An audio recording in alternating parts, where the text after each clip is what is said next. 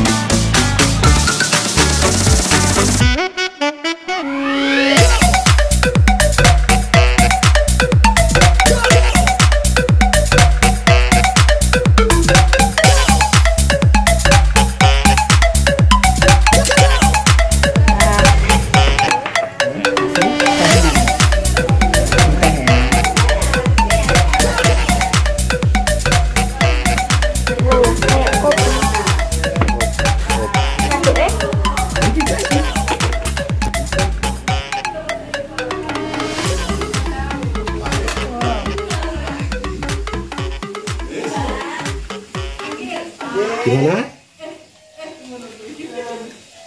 Rasanya jadi lebih manis. Saya siapa?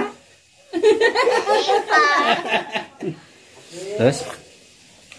Mana jadi berubah juga. Oh, warnanya berubah. Enak anget. Jangan lupa. Jangan lupa dibeli ya teman-teman. Ini dijamin mantep banget. Di teh Gambyong Kemuning. Assalamualaikum warahmatullahi wabarakatuh. Teman-teman sekalian, sekarang saya berada langsung di gerainya teh Gambyong. Nah, ini bosnya. oke. Selamat siang. Selamat siang Siri. Sayang. Selamat sayang. Selamat siang. Wah, Tapi kalau saya nyebut namanya Pak Eko itu nama lengkapnya siapa? Eko Wuryanto. Eko Wuryanto. Tapi nggak ada yang tahu. Namanya lebih terkenal Pak Eko Ceprek. Nama itu dulu asal mulanya kok bisa di Eko Ceprek itu gimana? Ya, itu saya juga kurang tahu ya. Jadi kurang tahu pemanggilan itu ya mungkin apa karena kadang-kadang sering cuma nyeprek apa piye kan saya juga. Nah, nyeprek itu kan sering ngobrol ngomong kalau orang-orang sini seperti itu. Terus akhirnya kebablasan baprek gitu. Nah, Pak Ceprek, tapi jenengan enggak apa-apa dipanggil Pak Ceprek. Iya, memang ini sudah terbiasa. Enggak apa-apa.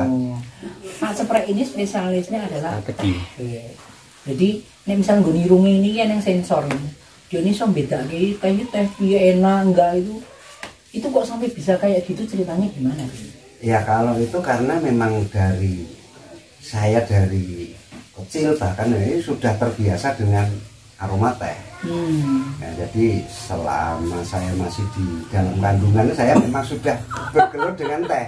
Karena ibu itu kan memang bekerjanya di pabrik teh, di bidang proses pengolahan. Jadi selama saya di kandungan otomatis saya sudah tahu tentang teh seperti itu. Walaupun memang saya menekuni tentang teh itu memang setelah saya dewasa. Nah, ketika istilahnya pengetahuan tentang teh, awal berkarirnya itu bekerja atau langsung berusaha? Saya awal berkarir memang bekerja. Jadi memang bekerja di pabrik teh. Saya lulus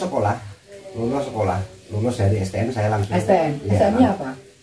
Mesin. Waduh. STM mesin.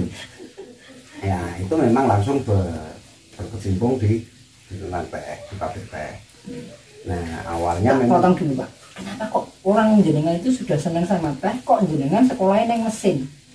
Ya kalau dari awal memang saya pengen, saya itu nggak kuliah ya waktu itu, saya pengen sekolah dan setelah sekolah itu saya pengen bekerja waktu itu. Nah, kalau saya sekolahnya SMA, untuk peluang untuk mendapatkan pekerjaan atau mungkin paling tidak skill yang saya miliki mungkin belum seberapa. Tapi kalau sudah STM, otomatis kita sudah punya dasar, skill dan sebagainya. Di samping mungkin saya basic saya senangnya suka yang teknis-teknis seperti itu. Oke. Terus tadi dilanjutkan, setelah tadi itu pengen bekerja di perusahaan teh, terus gimana? Ya awalnya saya juga nggak ada rencana untuk bekerja di perusahaan teh. Awalnya, tapi karena kebetulan pabrik teh yang ada di seputaran sini itu membutuhkan tenaga mekanik. Nah, waktu itu saya kebetulan juga dikenal oleh atasan di perusahaan itu, akhirnya saya ditawari untuk bisa masuk di situ. Jadi mekanik. Oh, gadoknya di situ. Iya, betul.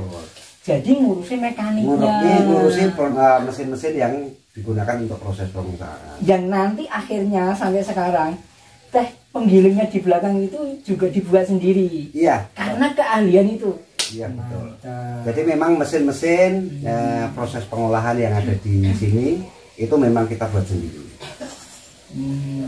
Jenengan apakah ilmu yang didapatkan ketika STM itu bisa diimplementasikan? Iya, kalau itu yang jelas iya. Memang kebetulan saya di bidang di jurusan permesinan. Jadi bagaimana kita waktu itu diajari bagaimana mengelas, bagaimana membuat sesuatu. Berarti kan ini sudah bisa terimplementasi setelah saya mempunyai ini. Jadi saya mau bikin ini, alatnya seperti ini, teknis saya harus seperti ini. Kita bikin sendiri seperti itu. Dulu di mana sih STM-nya itu? Di Karanganyar, Satya Karya. Oh, Satya Karya. Jadi yang di Satya Karya, Anda tidak berkecil hati kalau sekolah di situ. Ini contohnya. Jadi jos. Nah, kemudian Pak, setelah Anda bekerja berapa lama itu waktu itu? Sampai berapa lama? Saya bekerja dari tahun 98 sampai 2015. Wah, lama juga ya. Ya, sekitar 18 tahun. Terus kenapa kemudian terus kok pengen berhenti? Ya, waktu itu yang membuat saya sebenarnya bukan pengen berhenti ya. Tapi memang dari awal, sebenarnya di tahun 96, 97 itu sebenarnya saya sudah punya keinginan saya menjadi seorang pengusaha. Tapi ya nggak mungkin lah akan serta-merta kita terus langsung menjadi pengusaha tanpa kita punya modal, tanpa kita punya skill yang mumpuni. Terus usaha apa yang akan kita jalankan, nggak mungkin.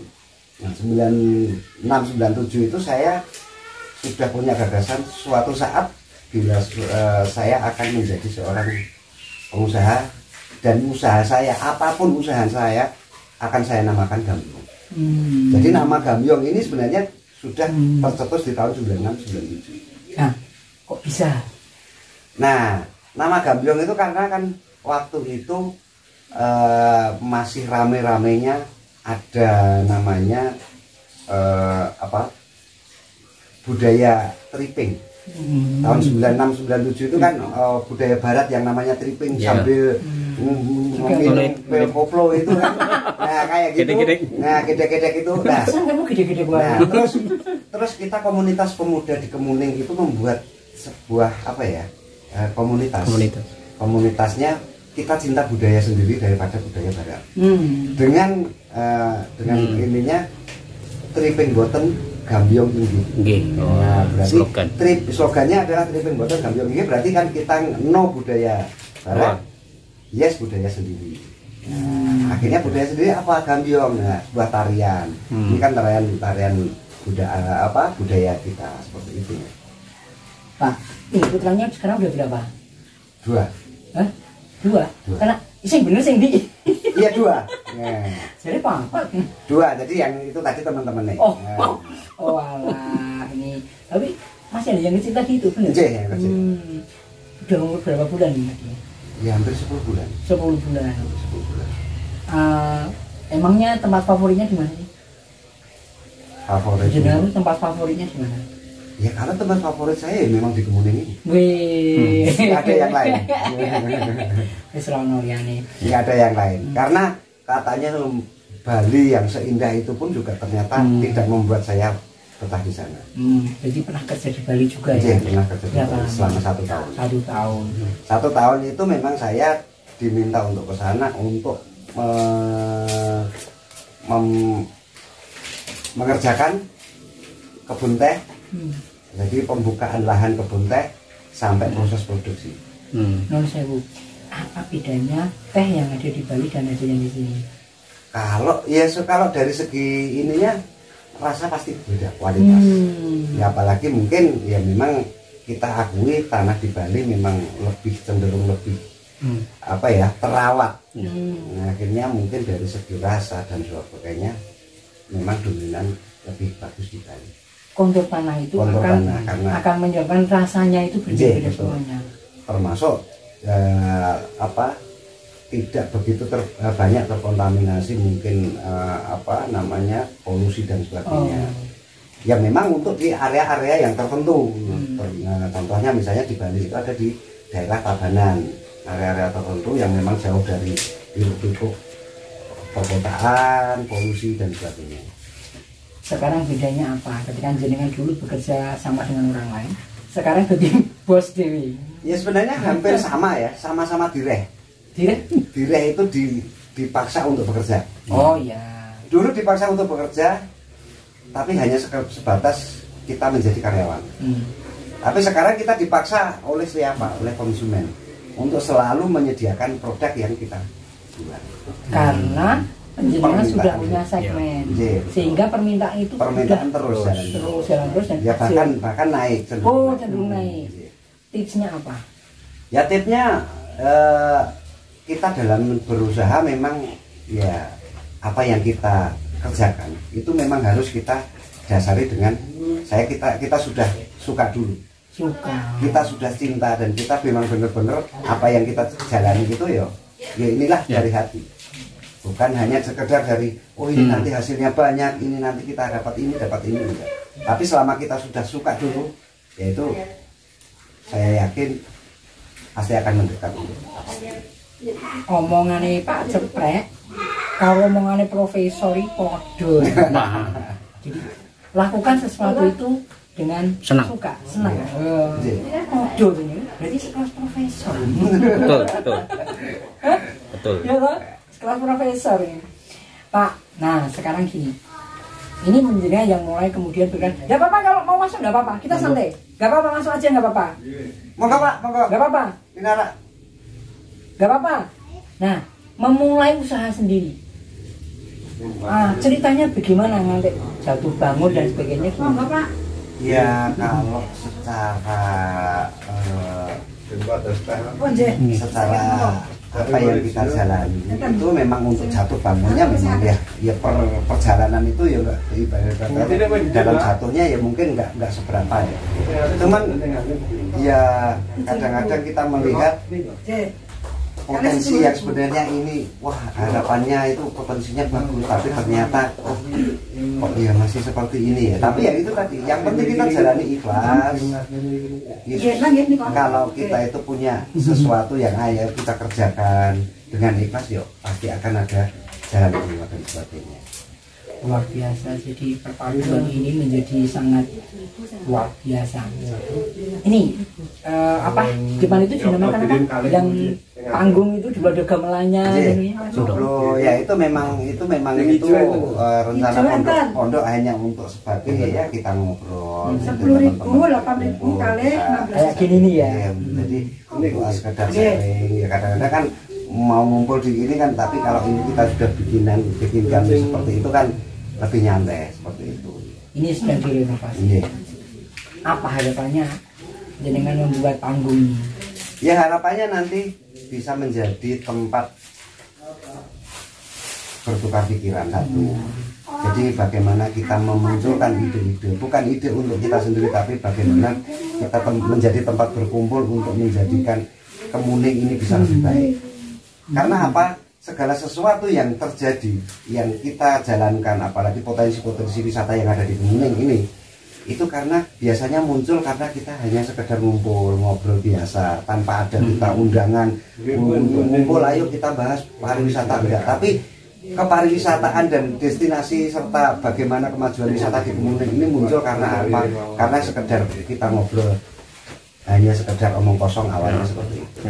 Kasih, dianu dulu aja. Pak, monggo Pak. Monggo. Dikasih dulu aja. Monggo. Ngesake sik kompon. Arti sebuah pasar batok untuk Pak Cepret. Kalau bagi saya sebuah pasar batok itu adalah sebenarnya curahan keinginan saya bagaimana untuk mengangkat potensi satu, kedua ekonomi warga masyarakat sekitar. Jadi dengan adanya pasar batok paling tidak ekonomi warga masyarakat sekitar itu terangkat karena apa? Mereka bisa berjualan. Satu, kedua mungkin yang mungkin awalnya ibu-ibu rumah tangga yang hanya sekedar dia diam di rumah, hanya mengharap hasil dari suaminya yang bekerja ke luar kota misalnya, atau mungkin yang hanya sekedar buruh bangunan, tapi dia bisa mendapatkan hasil sendiri walaupun sedikit untuk menambahi ekonomi atau kebutuhan keluarganya. Apa sih yang ada dalam benak Pak Eko itu sampai jenengan itu bisa berpikir sebegitunya gitu? Dalam benak saya memang saya hidup bukan untuk diri saya sendiri. Hidup saya adalah untuk orang lain, orang banyak. Kadang-kadang saya mengalahkan kebutuhan, keinginan kepentingan saya pribadi hanya untuk memikirkan yang lain. Bermanfaat untuk orang banyak. Iya, apa iki? Nah, tapi beliau itu mungkin berpikir, nek aku ini mikir kayak wong liya, engko ono wong liya sing mikir kayak aku gendeng gitu ya. Kalau saya berpendapat Tuhan pasti Maha Adil. Jadi kalau kita itu mau berbuat baik, kita sebenarnya tidak harus mengharapkan untuk kembali ke orang lain. Pasti Tuhan akan memberikan yang terbaik. Bukan lewat orang yang kita baiki, tapi mungkin dengan jalan yang lain. Betul. Nah, ini Pak, dulu pada saat buka pertama awal-awal ini tehnya ini ada berapa macam? Waktu saya memproduksi pertama kali baru ada satu macam. Hitam. Hanya yang hitam original ini. Nah, jadi yang pertama ini memang karena enggak, masih kecil, dan waktu pertama kali kemasan saya hanya sekedar sangat sederhana. Jadi kantong plastik biasa yang memang hanya kita lem dengan waktu itu hanya lilin itu kita bakar seperti itu, terus stikernya dengan kita cetak ngeprint sendiri dengan warnanya yang waktu itu hanya hitam putih, jadi masih sangat sederhana. Dan tapi karena waktu itu yang teh yang original ini memang sudah banyak disukai. Minta tolong ngambilin sampai waktu itu dalam sebulan bisa sampai berapa omsetnya? Yang waktu pertama itu saya memproduksi sebesar 50 kg. Itu habis dalam 4 bulan. Maksudnya itu baik atau kurang baik? Ya sangat tidak baik. Sangat tidak baik. Ya karena itu tadi kita berpikir kadang-kadang ya, makanya orang waktu itu yang menginspirasi saya untuk membuat ini kan dengan adanya orang yang berkunjung ke Kemuning melihat potensi wisatanya, terus mereka bertanya, oh ini banyak kebun teh apa? Tapi kita mau beli teh nggak ada. Nah, terinspirasi saya di situ, wah ini peluang ini untuk bisa kita menjadikan usaha. Tapi setelah kita berusaha, yaitu tadi setelah kita bikin, ternyata kok animonya masih sangat. Setelah kita buat, yang awalnya hanya waktu itu tanya oleh-oleh mana, saya mau beli teh, kita tawarin, ternyata enggak. Jadi ya inilah masa perjuangan saya itu. Tahun berapa itu? Tahun 2014 awal. Nah itu tadi keuntungan hanya 50 kilo itu, keuntungan hanya sekitar 300.000. Itu baru habis selama 4 bulan, dan itu pun tapi inilah yang menjadi ini hidup kita ngamal waktu itu. Jadi yang 25 kilo itu saya bagikan kepada orang-orang yang datang misalnya. Enggak, dari 50 kilo itu yang 20 dibagikan. Yang 25 itu terjual. Yang 25 kilo itu ya sebagai apa sampel ya, setiap orang yang datang mungkin melihat apa yang lewat itu mungkin yang bertanya-tanya atau teman-teman yang lain datang main itu, nih saya oleh-oleh teh tersebut walaupun hanya sekedar sedikit ya, tapi mereka akhirnya akan merasakan, oh ya ternyata enak, oh saya itu tuku waktu itu tak kasih. Nah, Mas, tehmu enak ya udah sekarang tuku lah kemarin. Masa jaluk terus. Tapi dalam pikiran jenengan waktu itu ini ngiklan apa sampel apa sedekah? Kalau saya memang waktu itu ya pertama memang saya dan keluarga memang nek jenenge ngamal iki ora nek ilang seperti itu. Jadi anggap itu memang itu wis pokoke iki sapa sing ngersake seperti itu. Jadi bukan sampel, bukan kita promosi dan sebagainya, enggak, tapi ya karena mungkin tetangga arep tuku Mas, wis rasa tukunya iki kan ini. Iki wis wayahe aku ndang anu neh, ndang tuku neh. Sekarang ada berapa jenis? Sekarang itu hampir kurang lebih sekitar 18 jenis. Di antaranya ada teh hijau. Teh hijau itu ada teh hijaunya itu macam-macam, ada yang super, ada yang premium. Terus ada teh oolong, ada teh putih, ada matcha, ada teh hitam original, teh serai, teh jahe, teh mint, melati. Terus ada juga kita blending dengan aneka rempah-rempah, ada teh secang, ada teh kapulaga. Terus kita juga sekarang sudah mulai produksi teh untuk teh celupnya. Teh celup sudah diproduksi di sini. Kita juga produksi di sini. Nah, waktu itu saya pengen coba melihat di YouTube atau mungkin saya menganalisa kita bikin mesin sendiri. Tapi ternyata begitu rumitnya dan mungkin karena waktu saya yang juga mungkin enggak cukup, akhirnya saya beli. Tapi kayak saya pernah coba membuat sendiri, ya walaupun hasilnya kurang maksimal, tapi sebenarnya sudah bisa. Tapi ya itu tadi kapasitasnya yang tidak. Kapasitasnya kalau kita yang bikin sendiri itu hanya dalam 1 jam itu paling hanya sekitar 200 kantong. Nah, tapi dengan kebutuhan kan 1 jam 200 kantong kesuwen ya, ini makanya kita coba beli dengan alat yang standar itu setiap per menit itu kurang lebih sekitar 40. Pak, yang paling banyak diminati yang apa? Original memang. Kenapa? Ya karena memang unik. Jadi rasanya itu memang satu original tea yang tanpa ada tambahan apa-apa. Kedua memang ada aroma kopinya. Oh iya, saya pernah itu neng komunitas restoran, ibu-ibu ngomong, saya beli nggak waktu itu, saya belum kenal jenengan, masa beli, ini mana aroma kopi, tak sih tenan nih. Iya, jadi memang keistimewaan teh kita itu memang itu jadi aroma kopi, rasa kopi, jadi ada kopinya setelah diminum. Walaupun sebenarnya dalam prosesnya kita tidak ada tambahan kopi.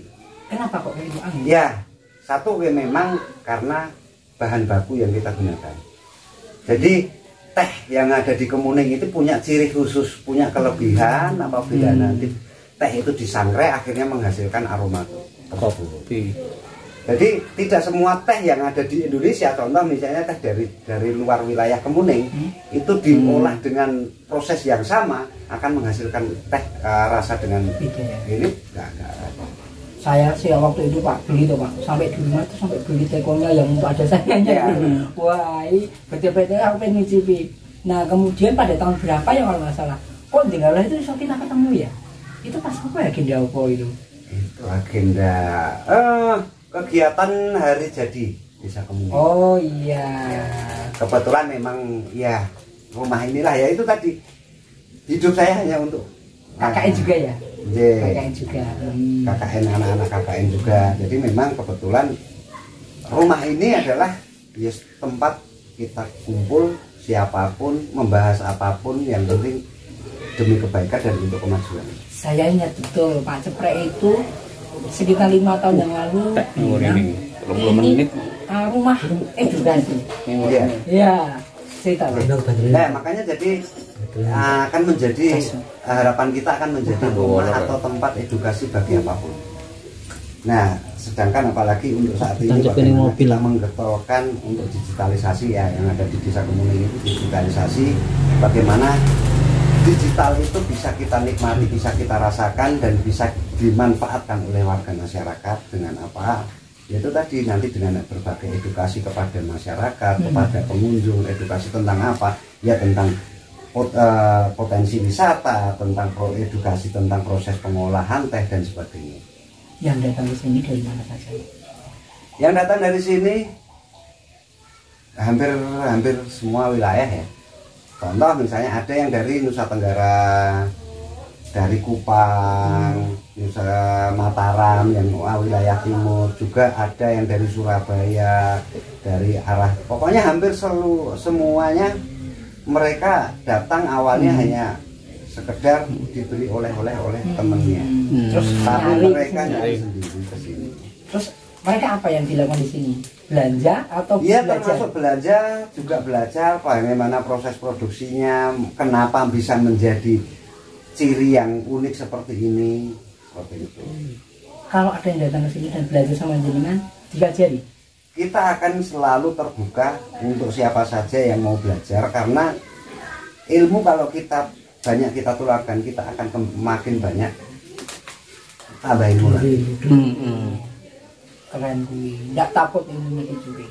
Kalau ilmu dicuri, kita malah bisa berbagi. Tapi kalau kita pelit ilmu, tapi kita nggak mau inovasi, kita malah akan tersalib oleh yang lain. Kalau sekarang dalam 1 bulan rata-rata bisa dapat berapa omsetnya? Kalau omset rata-rata ya kurang lebih sekitar 80 sampai 100. Iya.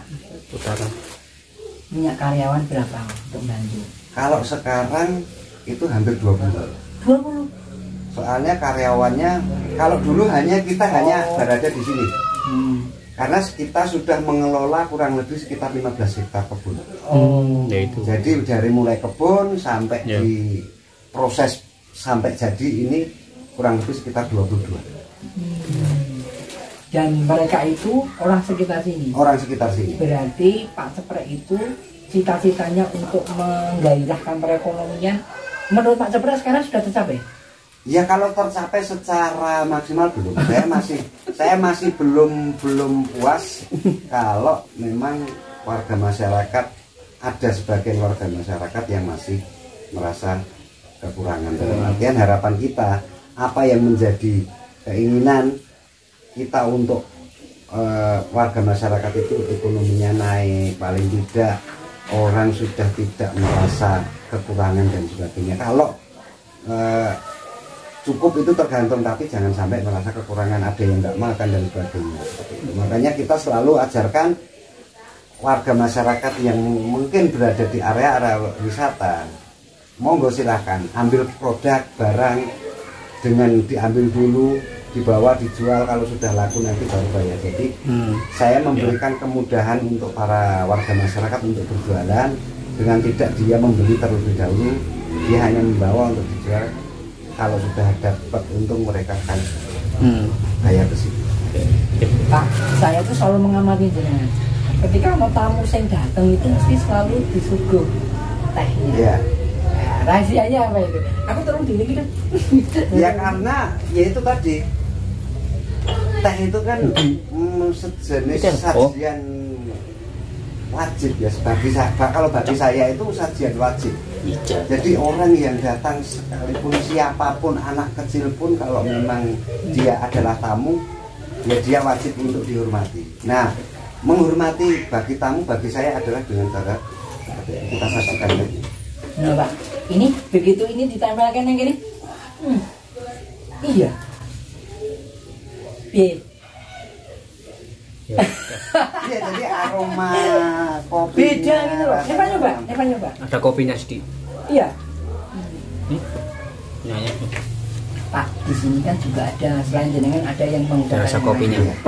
Atau enggak di sinilah yang membedakan teh jenengan dengan teh-teh yang lainnya apa kira? Ya itu tadi, memang saya yang membedakan satu ya keunikan teh ini sendiri. Jadi rasanya itu satu. Kedua ya memang saya selalu menjaga kualitas. Jadi memang kualitas di teh kami ya tidak se-premium yang lain juga. Tapi saya selalu kontinu. Saya menjaga itu ya kualitas saya tidak naik turun. Tetap.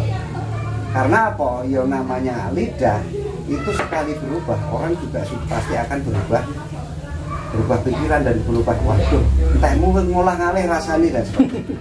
Jadi saya selalu berusaha tetap konsisten terhadap kualitas saya. Walaupun kualitas saya lebih rendah daripada yang lain, tapi saya selalu konsisten di situ. Oh, karena memang ben orang niteni, teh itu memang khasnya nguri. Ya, dan saya itu neng di wae neng untuk olah-olah neng Karanganyar mesti ketemu. Ya, alhamdulillah memang dari beberapa tempat oleh-oleh itu memang sudah menjual dan sebagainya. Bukan berarti saya yang menawarkan, tapi karena mungkin banyak pengunjung yang datang ke tempat oleh-oleh itu menanyakan. Akhirnya dari pusat oleh-oleh atau dari toko oleh-oleh tersebut mencari tahu di mana sih teh Gambyong bisa dapat untuk bisa didisplay di tempat oleh-oleh. Saya bawa juga ke Jogja waktu itu. Terus tak jelek mereka gini, tak kondobong. Itu apa? Gitu. Ya jadi memang ya sebenarnya kita sudah sebenarnya kalau dari segi yaitu tadi kalau dari segi kualitas rasa ya tidak kalah dengan yang lain. Makanya kemarin sudah bisa masuk di 3 hotel. Nah, di Solo mana ya? Novotel, Hotel Ibis sama Royal Heritage. Di Alana juga ada juga. Alana juga ada, tapi Alana untuk display. Ya. Tapi kalau untuk sajian itu ada di Novotel, Ibis dan Royal Heritage. Ada dampaknya? Iya, dampaknya ternyata tamunya juga suka. Nah, tamunya yang menjadi ini malah tamu neng hotel teh enak. Nah seperti itu. Jadi kan hal sepele tapi ternyata juga bisa meningkatkan kedatangan wisatawan untuk hotelnya. Untuk yang modifikasi Pak. Jadi kayak tadi ada ya teh secang ditambahi rempah dan sebagainya. Ini gagasannya bagaimana? Kalau gagasan saya memang ya saya memang awalnya suka ya apalagi yang namanya teh hijau itu memang banyak manfaatnya. Saya berpikir kalau ini saya blend dengan rempah-rempah otomatis akan makin kuat.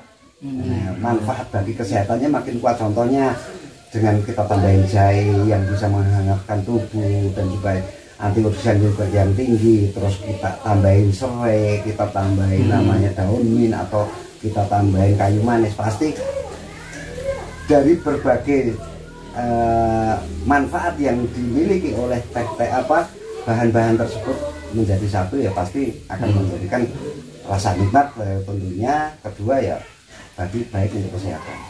Dan saya jenengan dapatnya pengetahuan ini bagaimana prosesnya? Kalau mendapatkan pengetahuan ini kebetulan saya punya adik keponakan yang memang dia sekolah di bidang herbal. Jadi Mas, ayo coba bikin kayak gini. Ayo coba lah. Nah, awalnya Mas coba teh kuwi ditambahi serai, awalnya tambahi serai. Terus tak pikir tak tambahi kayu manis mungkin aromanya lebih wangi, lebih enak. Nah, terus wah ini biar anget tambahi jahe ya, seperti itu. Harga ini mulai berapa sampai berapa? Kalau harga mulai dari 7.000 sampai 50.000. 50.000 yang apa? 50.000 teh putih. Teh putih. Kenapa kok mahal? Ya karena memang dihasilkan dari teh yang memang benar-benar berkualitas. Karena diambil dari pucuk daun yang memang benar-benar belum mekar. Jadi kita yang bikin itu karena potensi bahan bakunya yang memang susah dan memang kualitas kandungan antioksidannya yang paling tinggi. Ada yang memang begini, jadi untuk yang teh hijau itu katanya kan memetiknya juga sebelum matahari terbit. Iya, untuk teh putih iya. Dan sebagainya itu benar. Iya, memang benar. Jadi teh putih memang. Jadi perlakuannya saja udah beda. Perlakuannya memang beda. Jadi harapannya apabila sudah terjadi sudah terbit matahari biasanya cepat mekar. Satu, kedua aroma sudah mulai terserap oleh sinar matahari. Biasanya seperti itu. Jadi makanya di saat matahari belum terbit itu teh sudah terpanen. Penjualannya Pak, bagaimana jenengan penjualnya dari hari ke hari makin naik? Strateginya bagaimana? Ya kalau strategi memang itu tadi, saya promosi tidak dengan menggunakan baliho dengan biaya yang besar, dengan tidak membayar biaya marketing, misalnya promosi kemana-kemana. Promosi saya cukup orang datang beli satu, saya kasih satu. Kok dikasih satu kenapa? Ya otomatis kalau satu bungkus hanya bisa diminum 3 sampai 4 orang. Tapi kalau 2 bungkus akan diminum oleh 5 sampai 8 orang. Otomatis yang 8 orang dia merasakan, dia akan tahu, oh ya ini rasanya enak. Dari itu mereka akan. Jadi sistemnya adalah kayak bercabang. Awalnya satu, ternyata oh yang satu ini akhirnya muncul. Harapannya apa Pak ke depan? Harapan saya memang dengan adanya usaha teh gamyong ini memang ini bukan hanya untuk kesejahteraan saya pribadi dan keluarga, tapi paling tidak bisa mengangkat ekonomi warga masyarakat. Tapi dengan apa itu tadi, sekarang yang awalnya itu yang menjualkan produk saya, yang berdagang produk saya itu hanya 2 orang. Di 2014 itu yang mau menjual teh saya itu di display di warungnya itu hanya 2 orang. Sekarang kurang lebih sekitar 160 di seputaran Karanganyar. Kalau teh celupnya harganya berapa? Kalau teh celup di kisaran 6.000 sampai 8.000, 6.000 sampai 8.000. Jadi misalnya untuk yang varian rasa misalnya jahe, mint, teh hijau atau teh oolong itu di 7.000, ada yang teh leci itu 8.000. Oh, jadi segala macam varian itu dijadikan celup juga? Iya, yang varian yang ini kita jadikan. Terus itu dalam satu kotak apa satu kotak beda-beda gitu? Dalam satu kotak satu jenis. Oh, satu kotak beda jenis. Okay. Karena saya karena ini sistemnya bukan satu satu kemasan langsung ada bungkusnya, hanya kantongan biasa. Jadi saya nggak mau nanti antara rasa A dan rasa B apabila saya campur nanti itu campur. Pak Eko, terima kasih Pak Ceprek. Benar Pak, saya dulu. Boleh. Oke, Pak Ceprek, mengenai tadi saya tertarik mengenai pengabdian kepada masyarakat. Hal itu yang karena itu adalah jiwa seorang relawan, kebetulan kita di relawan. Yeah. Nah, terus mengenai hal itu yang mendasari, pertama kali yang mendasari Pak Ceprek itu untuk mengabdi kepada masyarakat apa? Ya mendasari karena saya sudah cinta dulu, ibaratnya hatiku itu udah di Kemuning. Hati saya itu udah di Kemuning dan harapan saya Kemuning itu bisa dikenal dan bisa menjadi desa yang baik, desa yang maju oleh masyarakatnya sendiri, bukan maju karena investor ya dari luar. Harapan saya seperti itu. Makanya setiap apapun ya saya bukan berarti saya riak dan sebagainya, tapi setiap kegiatan yang ada di desa Kemuning yang melibatkan itu bagaimana kemajuan desa, saya selalu ingin terlibat. Contohnya misalnya dari awal bagaimana kita mengembangkan destinasi atau potensi-potensi wisata mana yang perlu kita kembangkan, kita rehab, kita benahi dan sebagainya. Itu kita selalu andil di situ. Walaupun setelah jalan monggo silakan siapa yang mau jalankan. Karena kemarin yang terakhir kita membuat destinasi baru Taman Satwa. Jiran belum tahu. Belum. Nah, di Kemuning kita sudah punya Taman Satwa. Jadi di situ ada reptil, satwa-satwa yang tentunya bisa diajak interaktif oleh pengunjung. Contoh misalnya ular atau mungkin burung, merpati dan sebagainya. Ada juga hewan-hewan yang contohnya ada kelinci, ada kambing merino dan sebagainya. Ada di Kemuning juga, ini di sebelah timur kita, di sebelah timur terminal. Pak Eko, terima kasih, luar biasa perbincangan kita. Kita bicara nggak seberapa lama, tapi mudah-mudahan kita dapat hikmah luar biasa dan sangat inspiratif beliaunya ini. Yang saya kenal sampai sejauh ini sangat inspiratif. Semoga bermanfaat. Assalamualaikum warahmatullahi wabarakatuh.